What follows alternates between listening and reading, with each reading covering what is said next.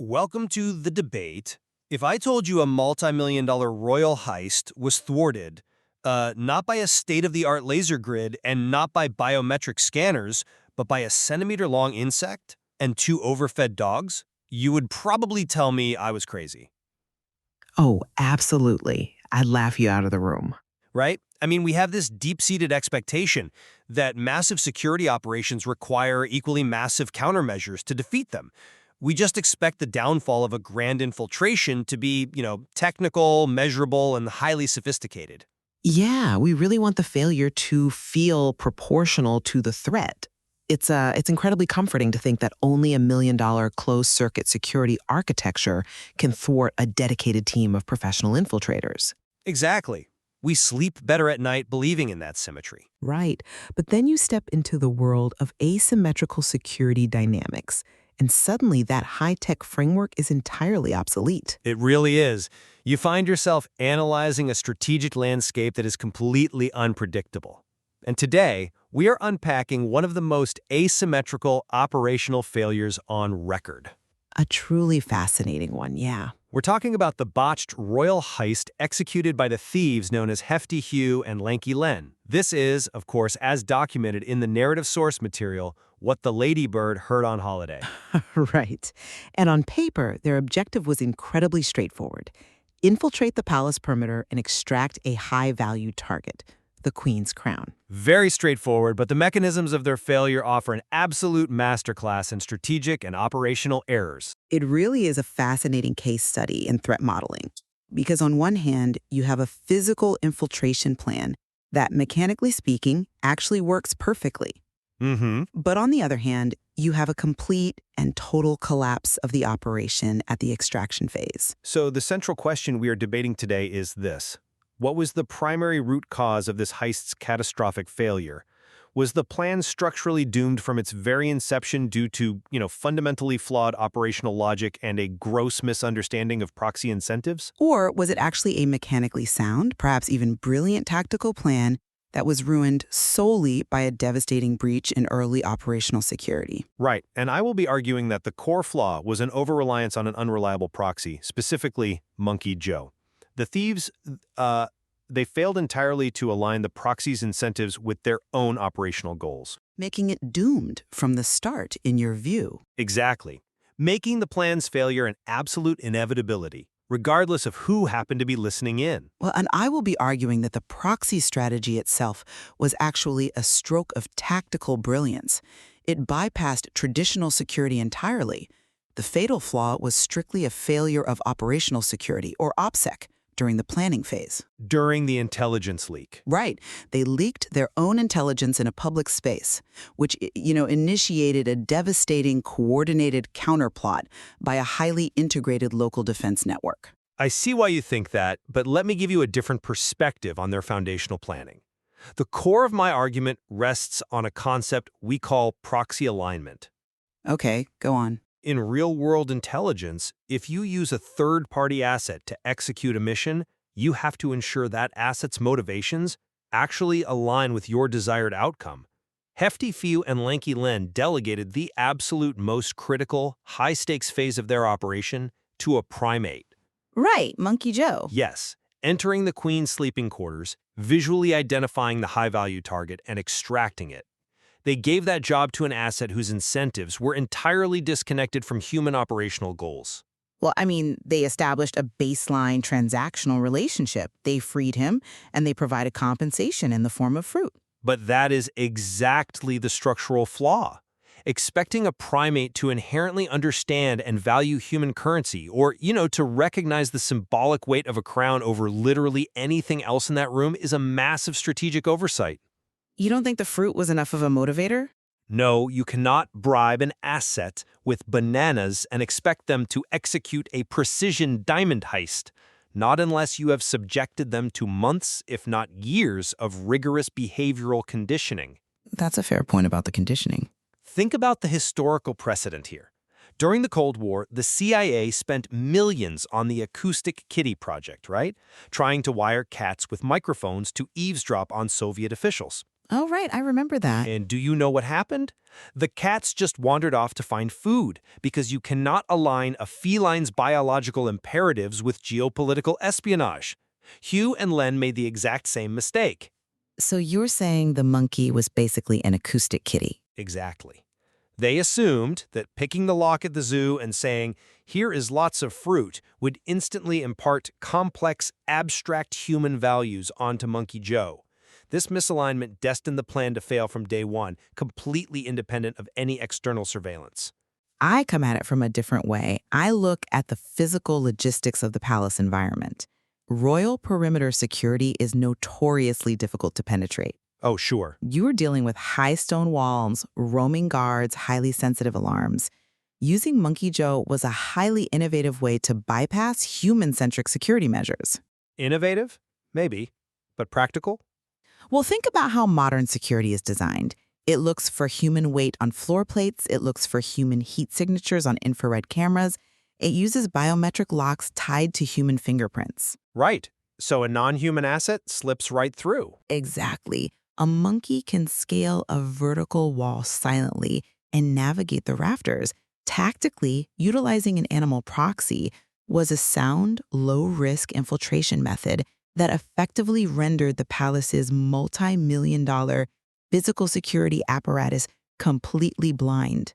Low risk to the thieves physically, perhaps, but phenomenally high risk to the actual success of the mission. But the mission didn't fail because of the monkey's inherent nature. He scaled the wall perfectly.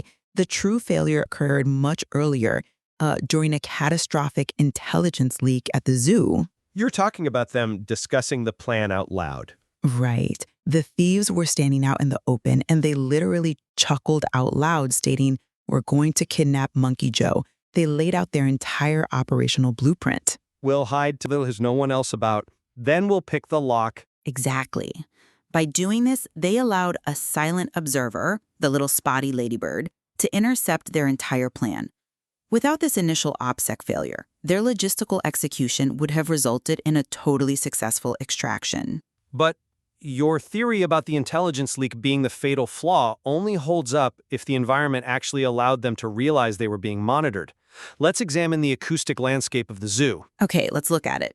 You are treating their conversation as a massive blunder, but I think you are completely ignoring the mechanics of acoustic masking. Not at all. I think acoustic masking is exactly what they were attempting to utilize. They just, did it poorly. Let's define that for the listener really quick. In traditional espionage, if you need to have a highly sensitive conversation, you don't do it in a quiet library where a directional microphone can pick up a pin drop. Right, you go somewhere loud. You do it in a loud environment, near a running generator, a busy highway, a cascading waterfall, so that the ambient noise floods the frequency spectrum, making it impossible for surveillance equipment to isolate your voices. And the zoo is definitely loud. The source material is very explicit about the sensory overload at the zoo. You have the crocodile snapping, the tiger growling, the lion roaring, the monkeys howling. The elephant trumpeting. Yes, trump, trump, trump. You have the camel grunting, the hyena laughing, and the hummingbird whirring. It is a literal wall of multi-frequency acoustic masking.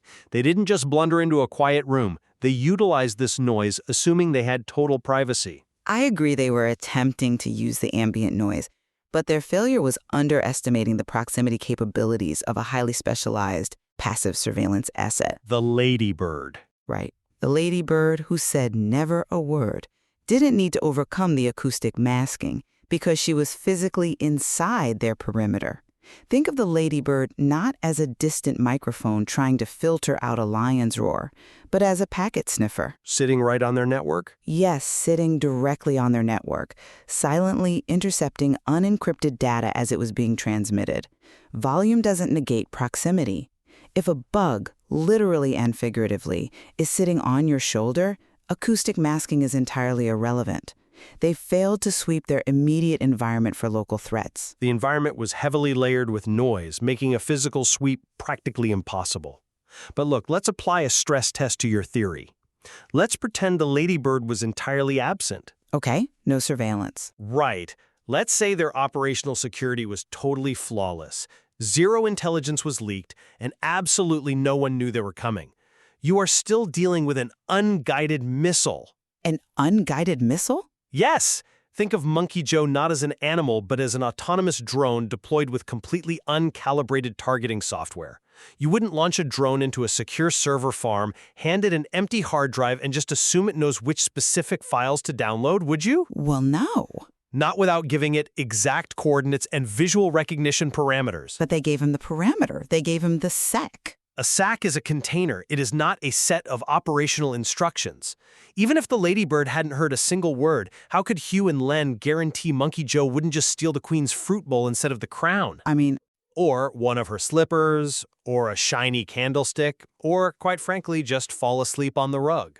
They had no telemetry. They had no visual feed of the operation once he went over the wall. true, they were flying blind at that point. Exactly.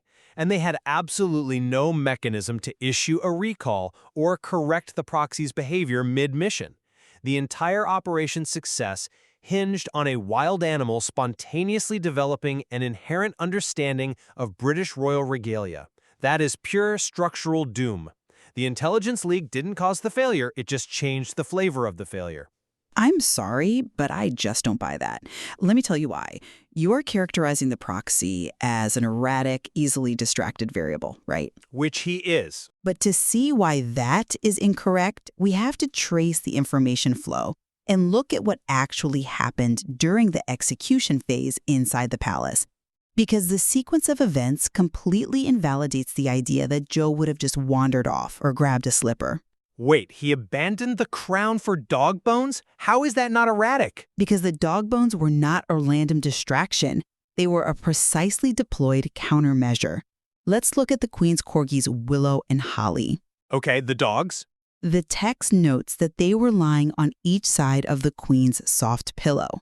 When Joe entered, the Corgis were wide awake. They immediately engaged the intruder, led him to where their bones were kept, helped him fill the sack, and wagged their tails. Right, playful dogs. Now, you are painting this picture of a monkey getting distracted by playful dogs acting on biological instinct.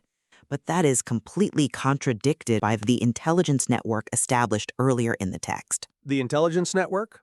You mean the Ladybird talking to the animals? I mean a coordinated counterintelligence operation. The Ladybird didn't just passively observe. She weaponized the intelligence she gathered. She went back to the zoo animals first, and they universally agreed, no, no, no, no, no. We can't let them kidnap Monkey Joe. Sure, they formed a consensus. And then she flew directly to the palace and had a specific tactical briefing with the Queen's Corgis. She had a word with them. And dogs bark at intruders. That's what dogs do. It doesn't require a tactical briefing for a dog to interact with a monkey in its territory. But they didn't bark. Barking would have alerted the Queen and the human guards, which, would have triggered a standard security response. The source material explicitly states that upon receiving the briefing, one dog said, "gosh," and the other said, "golly." Okay. And this is the crucial part. Both the dogs agreed to do just what the Ladybird told them to. This wasn't random dog behavior. The Corgis were wide awake and waiting for Joe specifically because they had actionable intelligence of an impending breach. They executed a textbook supply chain sabotage. A supply chain sabotage? Explain how two dogs offering bones constitute supply chain sabotage. Well, in cybersecurity, a data integrity breach or supply chain attack occurs when an operative infiltrates the system, not to destroy it, but to subtly alter the payload being delivered. Right. Swap the data. See, at the point of extraction, they literally said to him, "Come on, monkey, off we go," purposefully redirecting him away from the sleeping queen and toward their bone cache. They even helped him pack the sack. So they altered the payload. Yes, they replaced the high-value target, the crown, with decoy cargo. Monkey Joe didn't fail because he was a bad proxy. He executed his movement and extraction programming perfectly. He was simply socially engineered by a superior, forewarned defense team who swapped his payload. That's an interesting point, though I would frame it differently. Even if we accept this highly sophisticated view of the Ladybird orchestrating a brilliant counterplot, the thieves' reaction to this sabotage only further proves my core thesis. How so? It proves they were remarkably sloppy planners who lacked fundamental operational verification protocols. Sloppy? They successfully extracted the asset over a high-security wall without triggering a single human alarm. How can you call that sloppy? Because they didn't verify the payload at the point of extraction. Think about the getaway logistics and the human psychology involved here. They are waiting outside the wall. They see the monkey come back over with a heavy sack. Right. What is the standard operating procedure in any extraction? You open the container immediately to confirm you actually have the target. Do they do that? Well, no. No. They yell hip hip hooray, succumb to total hubris, and say, now let's make our getaway. They carried the unverified sack all the way to a nice, quiet park. Which makes perfect tactical sense if you think about it. They were avoiding detection. Opening the sack under the glow of the palace security lights would be an unnecessary risk. You think so? Absolutely. They are moving from a hot zone to a secure secondary location to process the asset. But by failing to do a basic tactile verification, they fell victim to massive confirmation bias. In high-stress operations, cognitive load is incredibly high. Cortisol is pumping through your system. Right. You aren't thinking clearly. When people are under that much stress, they see what they want to see. The sack was heavy, so their brains tricked them into believing it held the heavy gold crown. This is the pinnacle of unprofessionalism. I mean, they trusted the weight. But if you verify the asset at the wall and realize you have a bag of bones, you can attempt a secondary breach, or at the very least, adjust your exfiltration route to dump the dead weight. By blindly trusting the proxy and waiting until they were at the park, they completely boxed themselves in. I see what you're saying. They rubbed their hands together. Hugh says, time to see that crown. And Len says, I just can't wait. And the result? A sack full of heavy bones, total vulnerability, and moans and groans. I understand the argument regarding confirmation bias, I really do. But again, you are ignoring the brilliance of the counterplot. You are looking at the bones strictly as a failed payload. What else would they be? The sack wasn't just filled with decoy items to disappoint them. The Ladybird and the Corgis didn't just thwart the robbery, they actively booby-trapped the exfiltration route. The bones were an olfactory beacon. An olfactory beacon. You mean they smelled like food? I mean, they were an active, biological homing signal designed to summon a localized, decentralized defense force. Let's look at the timeline in the park. Sure. The text notes that the only sound initially was a distant bark. They thought they were safe, but the precise moment they opened that sack, they activated the Ladybird's final trap. The scent hit the air. And the dogs arrived. Right. A dog came bounding up. Hugh, still suffering from that cognitive load you mentioned, foolishly tried to dismiss the threat by saying, "Shoo, you greedy pup." But you can't shoo away a coordinated swarm. No, you definitely cannot. Then came another dog, and a lurcher, a Labrador, a peg, a pug. Black dogs, white dogs, gray and brown. It seemed like literally every dog in town. They were completely swarmed by the local canine population. They were completely overrun. And notice the sequence of the dog's actions. They seized the bones, gnashed, gnawed, tugged, tussled, and then, brilliantly, they turned upon the robbers themselves, yelping for a second helping. Wow. The thieves successfully bypassed all human law enforcement. They weren't caught by the Queen's Guard, they never tripped a laser grid, and they weren't intercepted by the Metropolitan Police. They were driven out of town with leaps and bounds, entirely by the hungry hounds. That is a very specific downfall. Right, which proves that their physical logistics against human targets were practically flawless. They were undone strictly by the animal kingdom's coordinated response to their initial OPSEC failure at the zoo. The Ladybird heard the plan, briefed the insiders, swapped the payload with a beacon, and let the local swarm neutralize the threat. It is a deeply compelling narrative of counterespionage. I will certainly give you that. It really frames the Ladybird as an elite operative. She absolutely was. But, I still maintain that the root cause of this failure lies in the thieves' initial arrogant assumptions. You argue their logistics against human targets were perfect, but their plan actually required interfacing with non-human assets.